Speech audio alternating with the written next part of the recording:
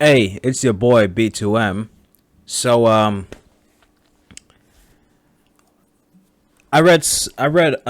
spent some time reading the manual on Sytrus. Um I checked out this PDF right here and spent the last few weeks reading this whole thing. It's like what, 80 pages long? And finally finished it, and I'm making some noises. So check this out. It's my I just made this patch. It's a little chaotic, but I think we can do some tweaking on it in this video and maybe improve it a little bit. Make it a little bit less chaotic and just make it sound dandy, I guess. So I made a preset patch. Not a preset patch. I made a little folder for it too. You go to plugin presets, generators, Sytrus. So after reading that manual, I made about I have a little preset folder with it too, because reading the whole tutorial taught me how to make some sounds with it, and I made like what, 12 presets reading that manual, and it helped me get a full understanding of how to use Sytrus along the way. So there's little presets there. They're decent. And I also made a folder for my own sounds. But as you saw, hang on. It's empty right now, so, and this could possibly be the first preset in it. So now the question kind of remains, could I, I could probably put it out there and sell it and stuff like that, but that's the thing. I don't know if people want to like listen to stuff like this.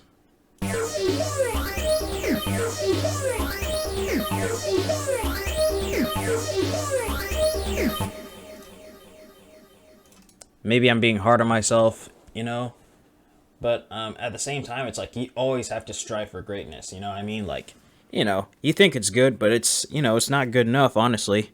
And I'll get the same feeling like that sometimes. I'll show people my stuff, and it's like an in the clouds feeling. Like, hey, this is what I did. But at the same time, it's like, oh wait, that's what you did. And you're showing it to these people, like you're showing it to your friends and stuff. Like, it doesn't sound cool anymore. You show it to your friends.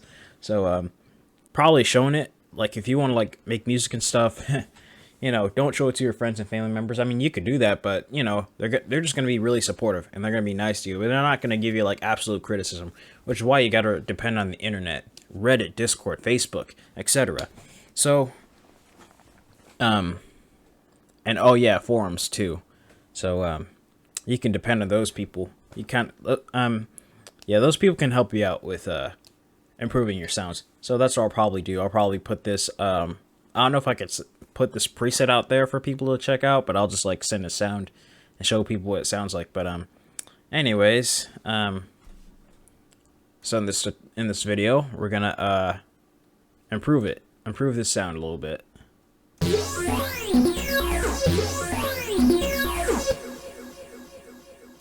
And I can also show you guys how I made it too, with the whole tutorial thing. So I call this the pinball pitch sequence, because if you think of a pinball, the pinball goes all over the place, and this is crazy. And so you go to the envelope section, you go to the pitch envelope tabs on operator 1, and you can see the pitch is just going absolutely insane. So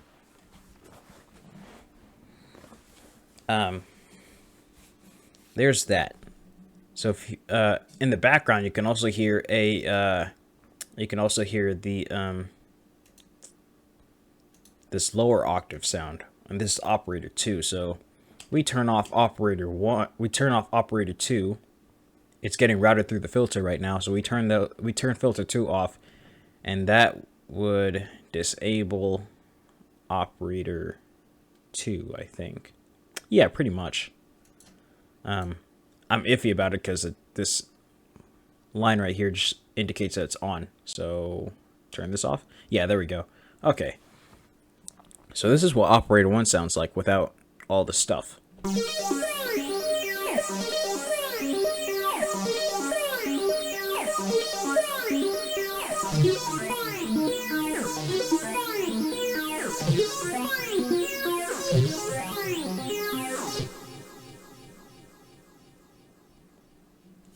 Alright. So with the effects on, you have a chorus, we have a delay, and we also have some reverb on. And you go to the main tab, there's also unison. Unison is on. So we turn off effects, and it's just this sound.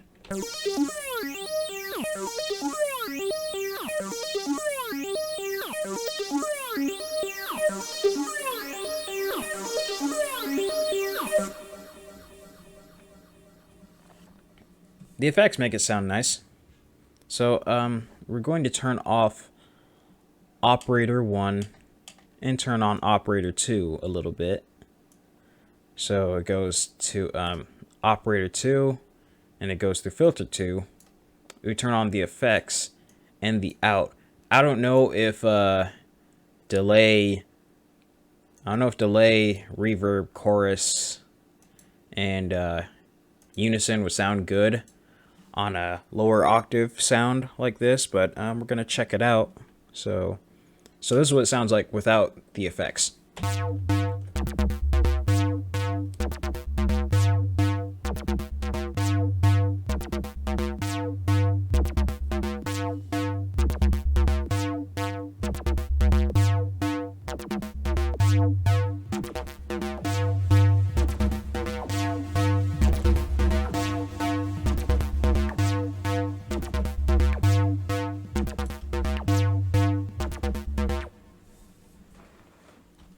Okay, so I think I explained operator 1. So, oops.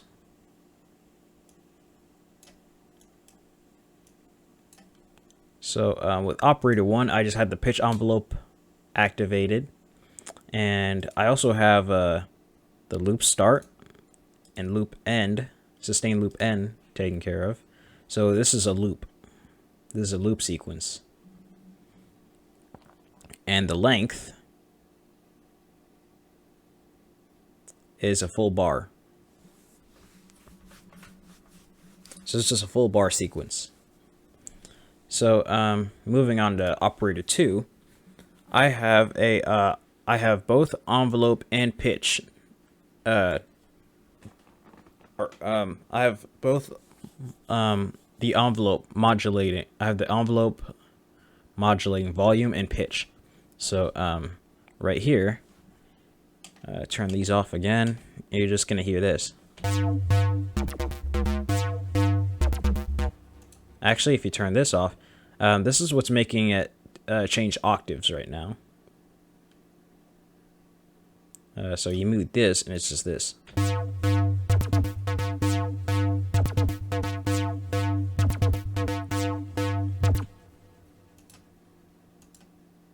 Oh, wait, I'm sorry. It's actually the filter. So we turn this filter off, and you go to out like this. Oops.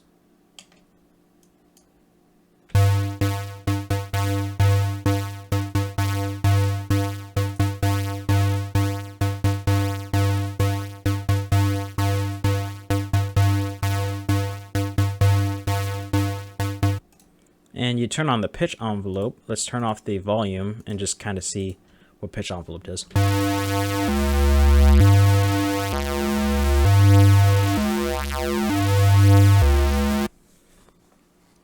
So once again, this is also a full bar loop. So 2 beats is just regular pitch, and then the next 2 beats is lowered 50%, negative 50%.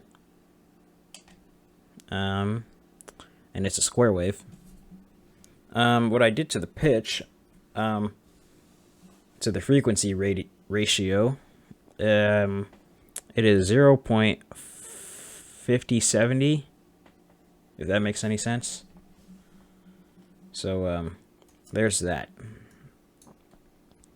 If you also noticed that I did some stuff to the filters too.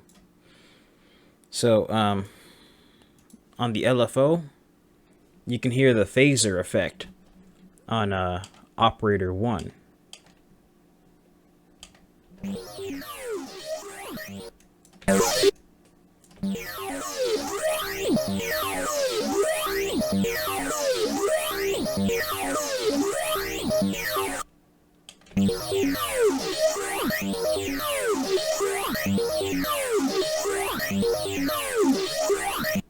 So this is a cherry phaser. I have the wave shaper on, which kind of gives it that distorted, that buzzy, distorted sound. If we turn it off, it's just this. No idea why it's still like that, but I guess it's just like that, I guess. I'm still trying to get my head wrapped around this synth too, so yeah. Moving on to filter 2. What do we have going on in filter 2? So I have operator 1 routed to filter 1 and operator 2 routed to filter 2. So let's see. Let's turn the effects down on the operator 2 because it's a bass note, and I don't know if the bass notes really need that reverb, delay, and chorus.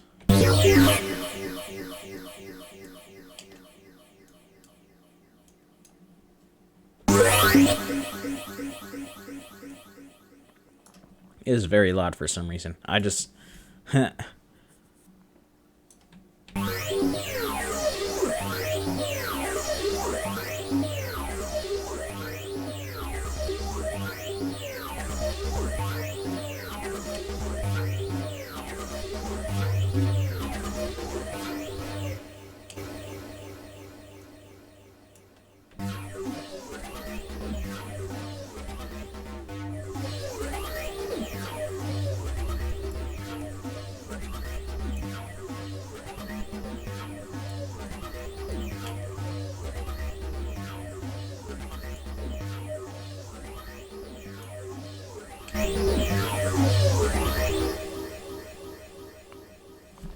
it's absolutely chaotic right now. So, man, it's just all over the place. It didn't sound like that when we first started out, so just kind of tweaking when I was showing you guys how it worked. But we're going to try to fix it up a little bit, honestly, before saving it. One thing I should keep in mind, if you're going to make a sequence, make sure it is synced to tempo, so that everything just kind of just stays in place. If you notice this knob right here, which is next, I have filter 1 routed to filter 2. So filter 1, operator 1 is going through filter 1, but I also have it, but it's also being transferred to filter 2, which is where operator 2 is also going.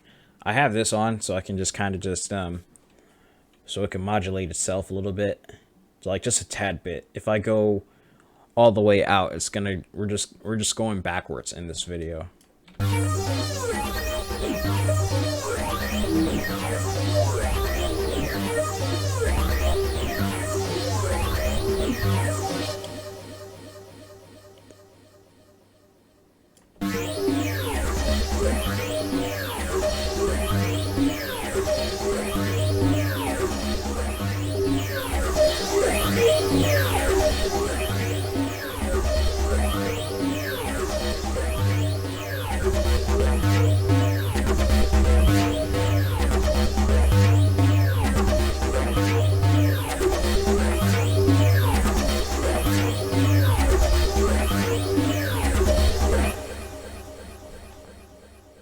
So, let's see if we can, oh.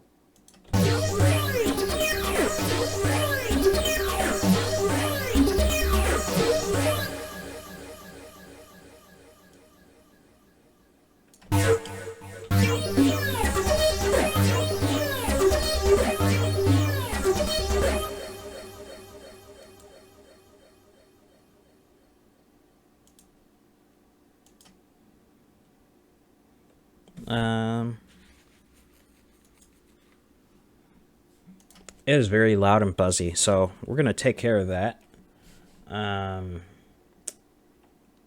Let's disable.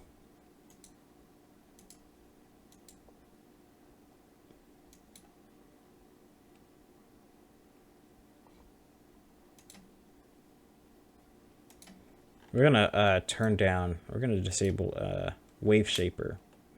I did it to make it like a little bit louder and buzzier, but in this case, it just makes it like too distorted, a little bit fuzzy. You know what I mean?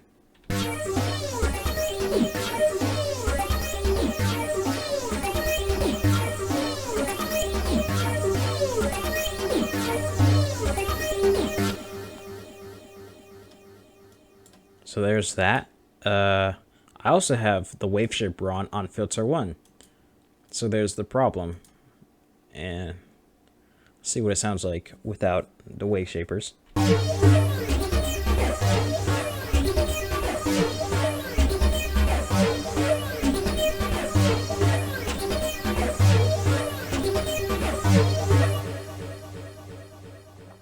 It's still pretty loud and prominent on operator 2, but I think it's because we have it as a square wave, and square waves are pretty prominent. I don't know what the sound is, honestly. It's like a square and a sine wave. Pretty simplistic.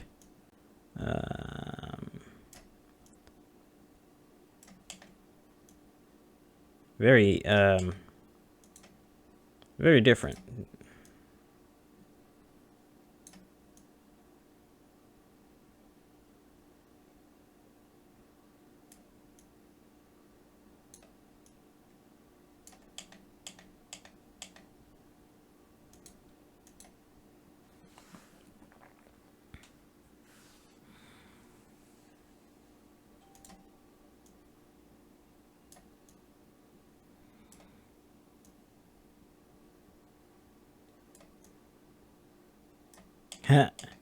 It's hard to recreate.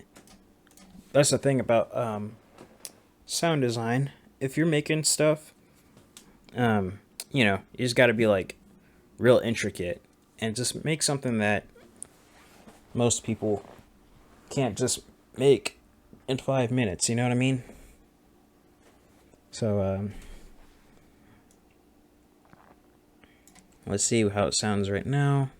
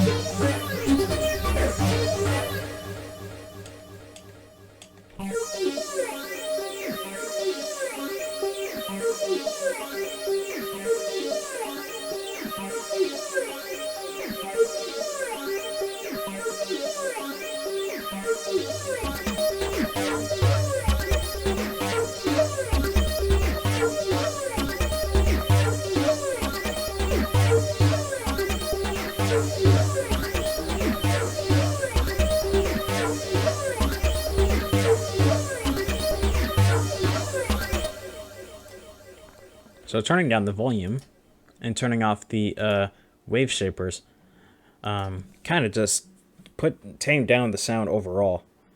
One thing I noticed when I started out making sounds on Sytrus is that they'll just be absolutely just like no boundaries in regards to sound. Like it would just go all the way. It would just blow through the meter, and everything would just be clipping. So if you heard earlier, it's just loud and distorted, and it's like, you know, you could turn the volume down over here, and you could turn the volume down over here, but overall, it's just a very loud and distorted sound. And like, you know, you gotta find a way to just tone it down a little bit, you know, just to show that you know what you're doing, and you know, you know, you put some thought into making this preset, you know. So yeah. Um,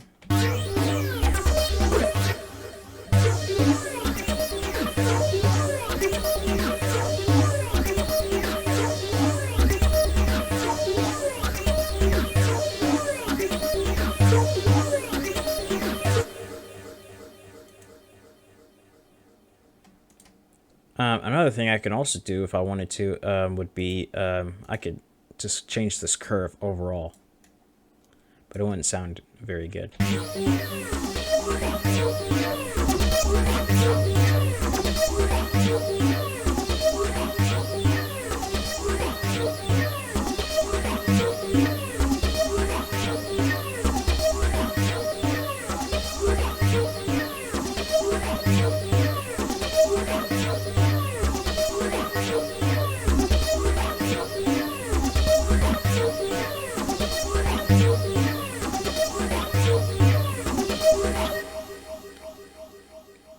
There's a lot of resonant sounds coming from filter 1. So let's see if we can wait, actually that's the other one. Okay, so this one I used a Mango low pass, and with a Mango low pass it comes with a drive, which makes it very like loud and prominent. Maybe in other terms you could say it puts more bite to the filter. So I think I mentioned early on filter 1, and if I didn't, this right here is a cherry phaser that gives it that phasery effect. So I linked LFO, I linked the cutoff to the LFO, and I just made it like go down and up, so you can kind of hear it here. Let's turn these off.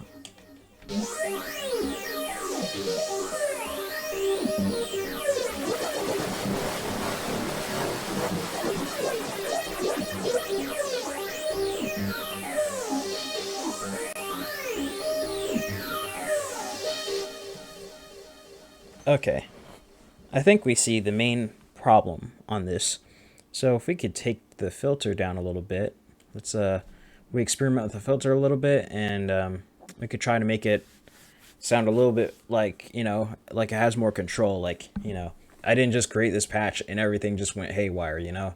So we're gonna control these parameters and just kind of make the sound a little bit more controlled.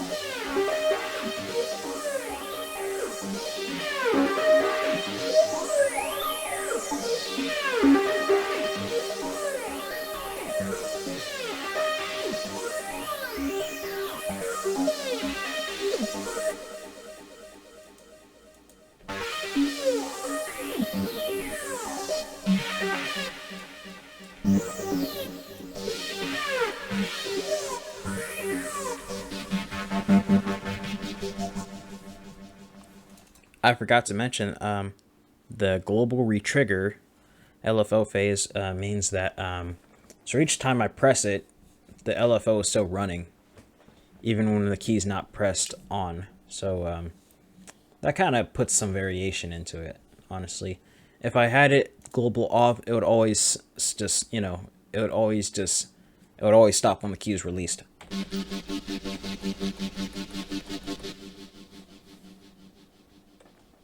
Kind of boring in a way, but sometimes less is more.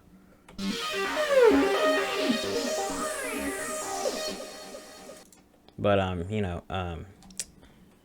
if I had global on, so turn it back on, it just keeps running, even with the keys off. So retriggered.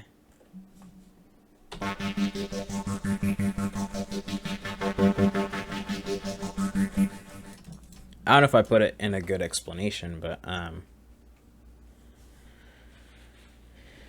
each time I press the key, it's gonna start at a different level, as you heard in the demonstration earlier. So we're gonna keep that on, and just let's see if it sounds a little bit more tame.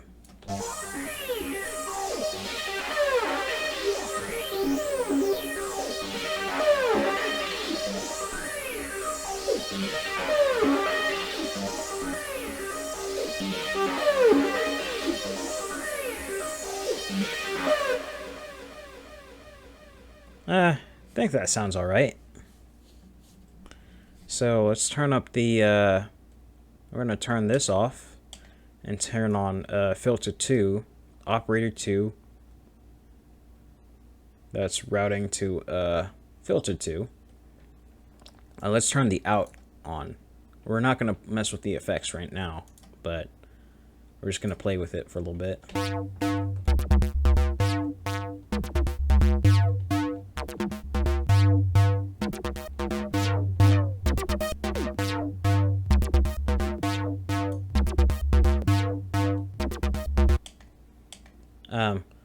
So if I turn on operator 1 on filter 2, then operator 1 would be running through the filter 2.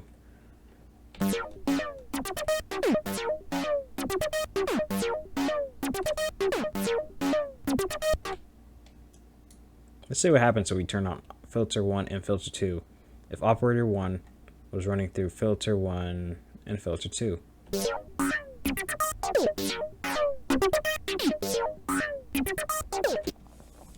So you both get that filtery, you get that phasery, and that that bite, that crunchy filter sound.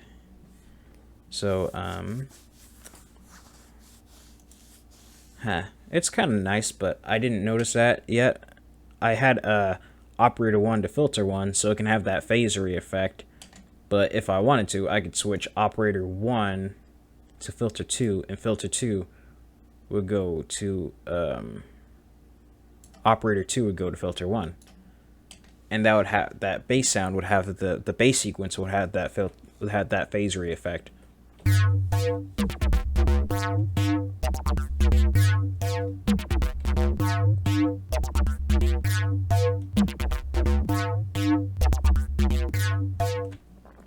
It sounds really good, but I mean, it's fun to play with it every once in a while, but some things are best. Some things are best. Well, some things are better. Well, I can't talk. Sometimes it's better to be left well enough alone. It's better to leave things well enough alone, I guess, in terms of sound design. I mean, you could keep going. You could go crazier. I mean, the sky's the limit.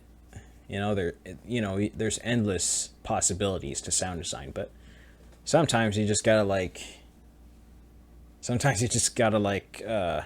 set up boundaries. If you just go too crazy, it's just not gonna sound that good.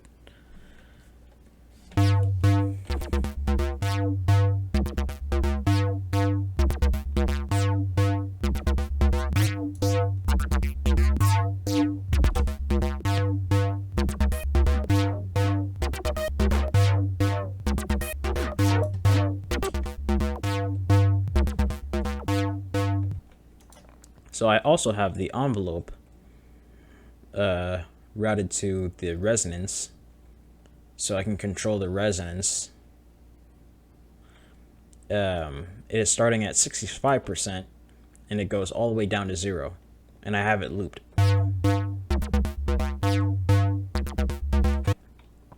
If I had it up to 100, it wouldn't sound that good.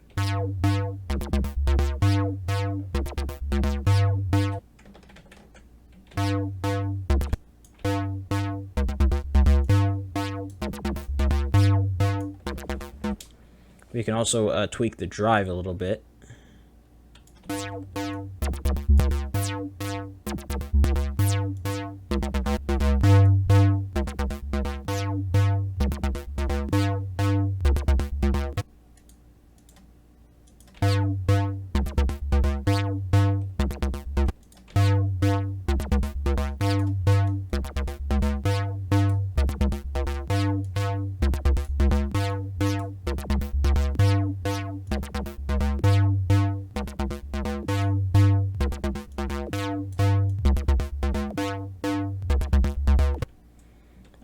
We can also play with these parts right here too.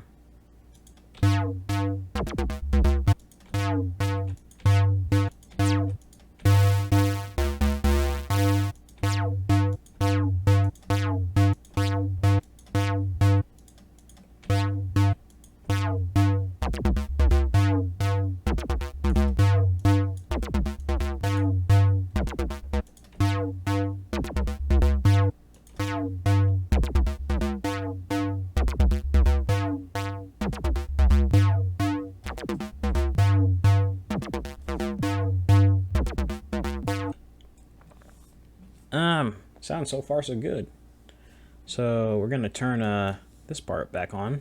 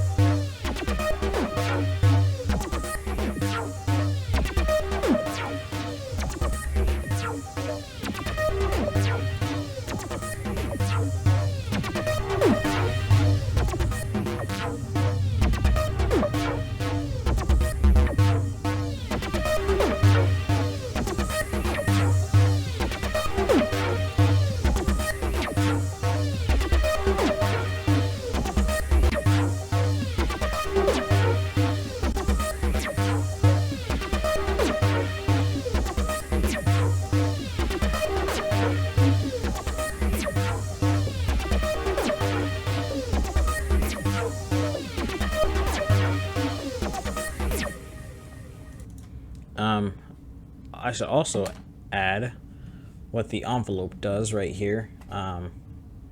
So this would pretty much control the overall amount of the envelope. So let's say I turn this off.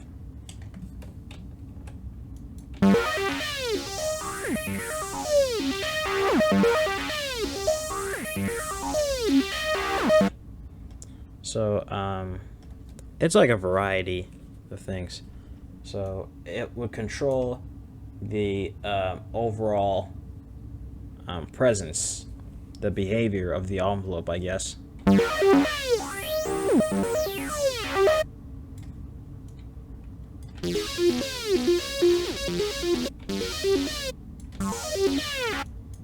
If I just have it like this, nothing's really being automated, but if I turn it up a little bit, you might notice the LFO being present.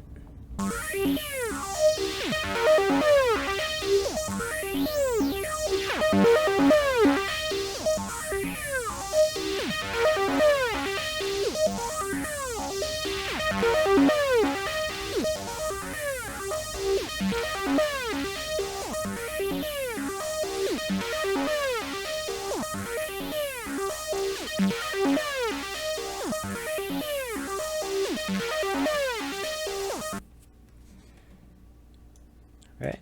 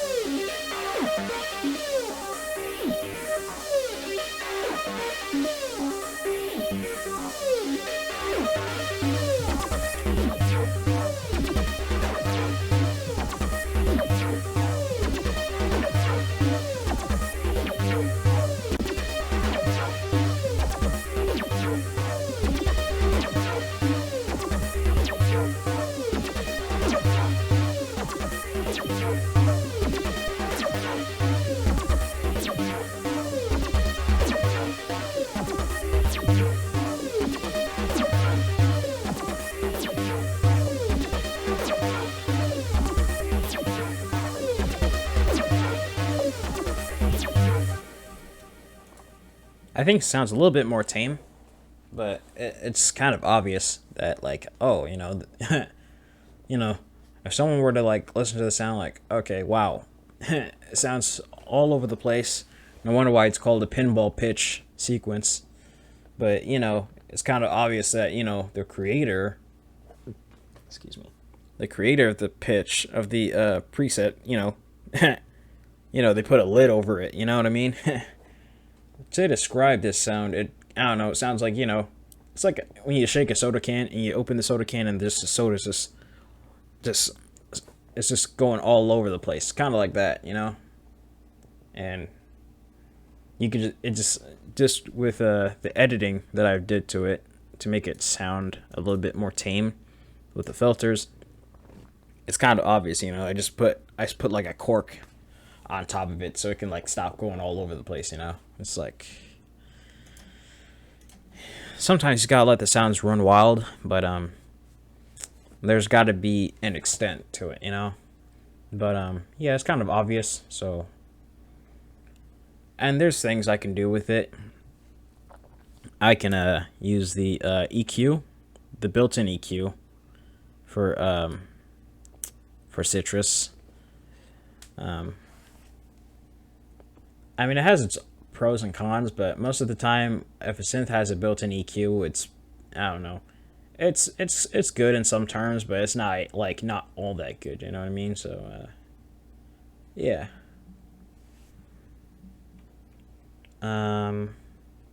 Let's see. So if we had some issues with the highs, we could just turn the highs down a little bit.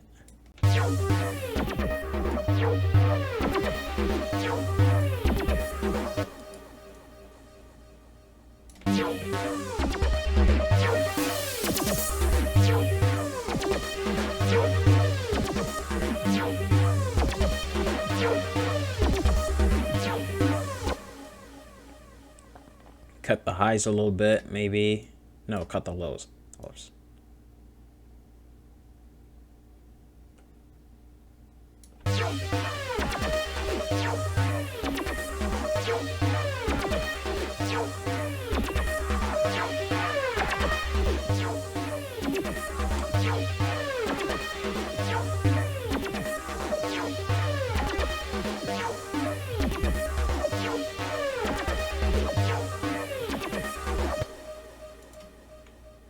Sounds kind of cool, honestly, with that little EQ. Makes a slightly big difference. So I can't entirely be like that, like, oh, I tweak a sound, it sounds good, Sometimes you have to, sometimes, you gotta tell that voice in your head that says it's good, it's not good enough. You know what I mean? You can always add more to it. Would effects be necessary on Operator 2? So we're gonna find out.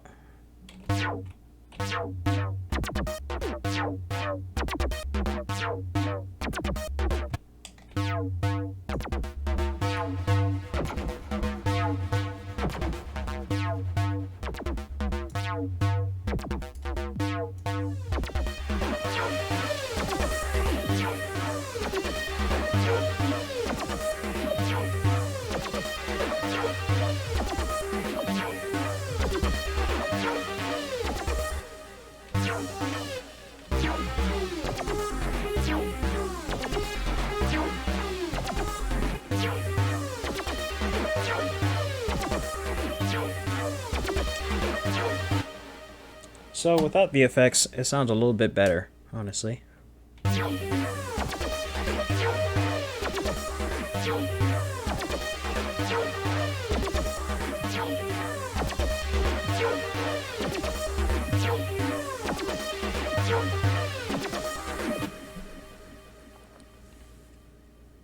Very intriguing.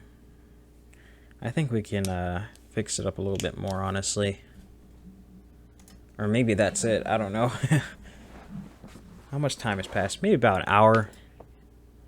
It's probably the issue with my videos. Like, they're always like 30 minutes to an hour. It's like, people got things to do in their lives. They don't have time to watch you. So maybe I can cut this up into 5 minutes, just slice it up, but that would take a long time because it would involve a lot of if you could take because there's so much information and you have to compress it into gotta compress it into 5 minutes. I have another project I made, and I recorded the whole thing. It took me 2 or 3 hours to work on it, and it's I compressed it all into 5 minutes. I just did the sound design and stuff like that, and it was nice. I think people liked it more because I made it into 5 minutes. Yeah. So we're gonna finish this up real quick, and ultimately we could probably save it as a first preset. So yeah, I think we're getting somewhere a little bit, but man oh man, it's still kind of chaotic, and it has something to do with the filters and maybe the resonance. I think it has something to do with the resonance. So if we could just compare filter 1 and filter 2, maybe we might be able to fix it up a little bit.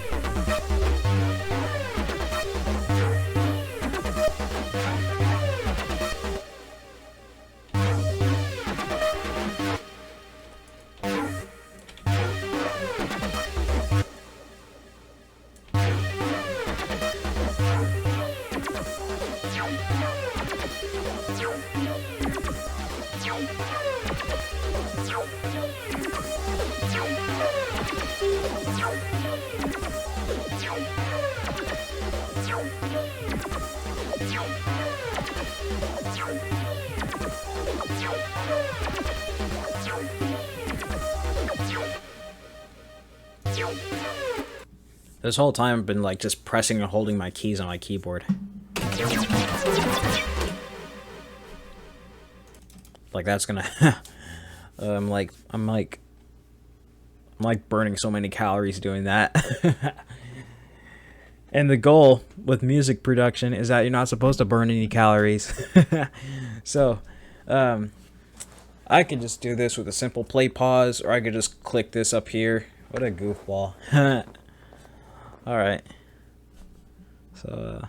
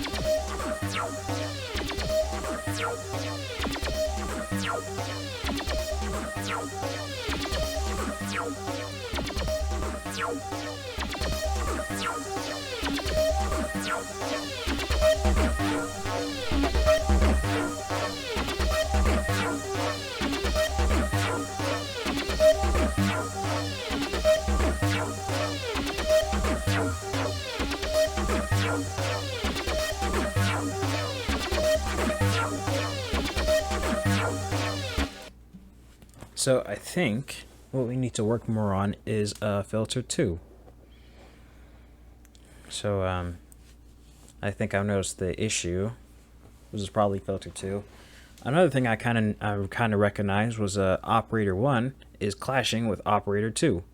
So operator 1 is going through filter 1. It's just kind of like overlapping operator 2, which is going through filter 2. So I don't know what we can do about that other than turning down the volume a little bit. Oh, there we go. Maybe let's go down to 70.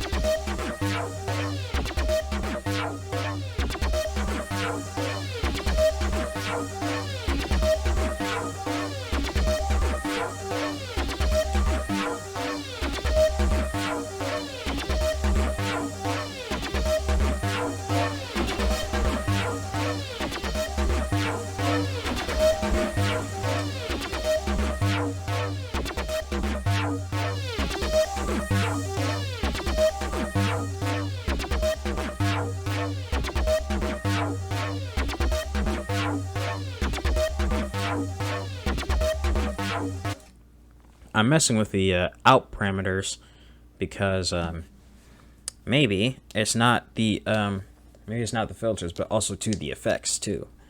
I have chorus and unison going on at the same time.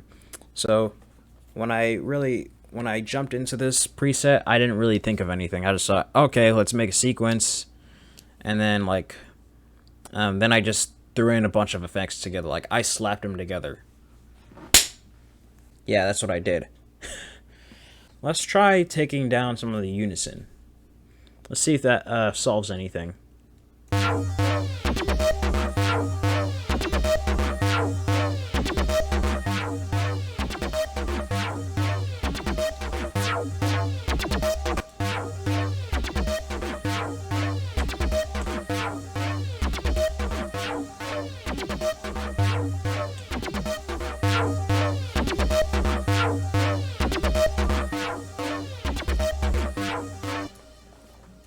So it's not unison. Let's try chorus. Just take down the chorus.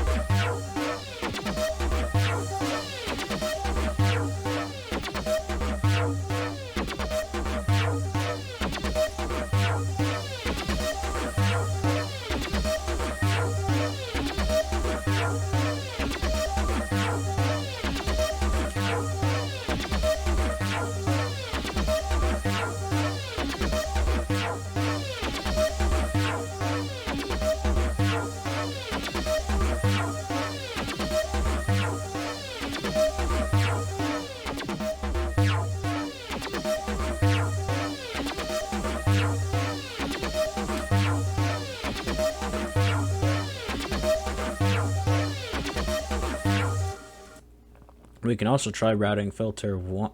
We can also try routing instead of routing operator 1 into filter 1, we can also do put operator 1 into filter 2, and let's see what happens. So I have a oh wait, no, filter's off. I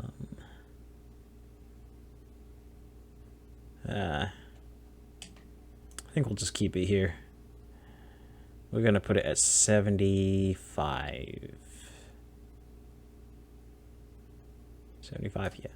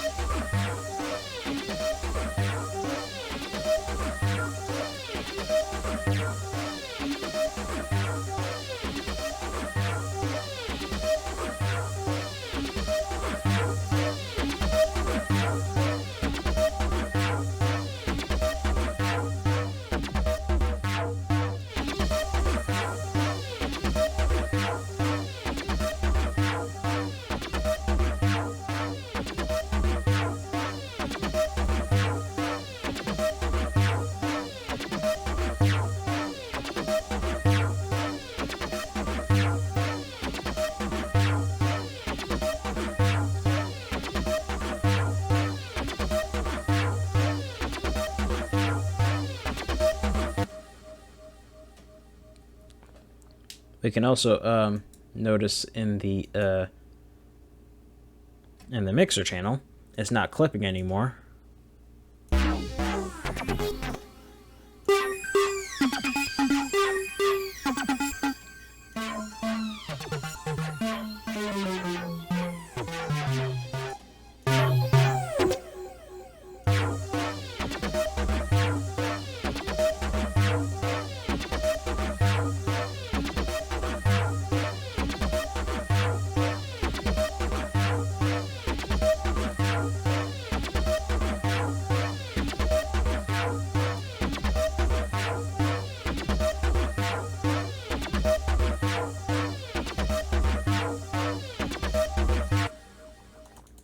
Okay.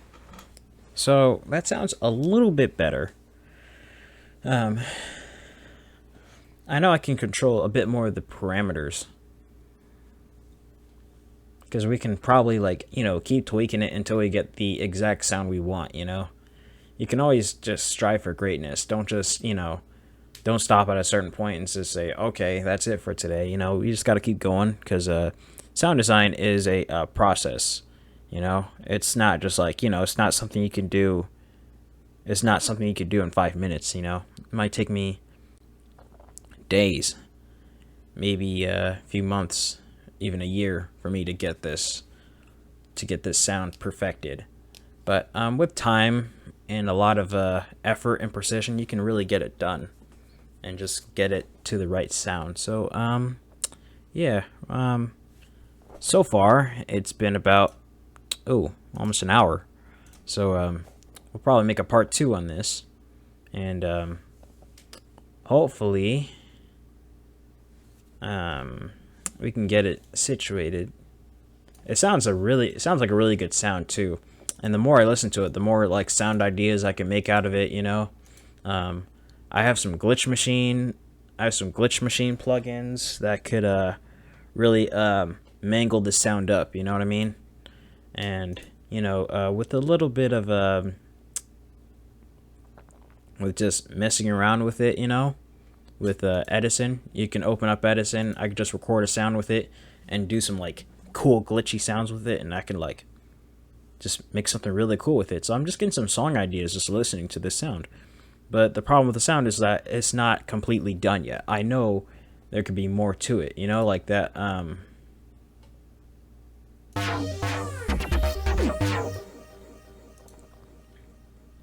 so that I can move that little partial where it can go to a specific frequency, but I'm not sure how I can do that yet. So we're gonna find out in the next video, which is part 2. So maybe I'll try to find some time and make another section. Hopefully you enjoyed this video. Leave a like, subscribe, and if you don't have to watch me, but yeah, feedback is much appreciated, good or bad. You don't have to be nice to me, you just unload, had a bad day, just let it out on me, let it out in this video. So thanks again, guys, and I'll see you in the next video, part 2.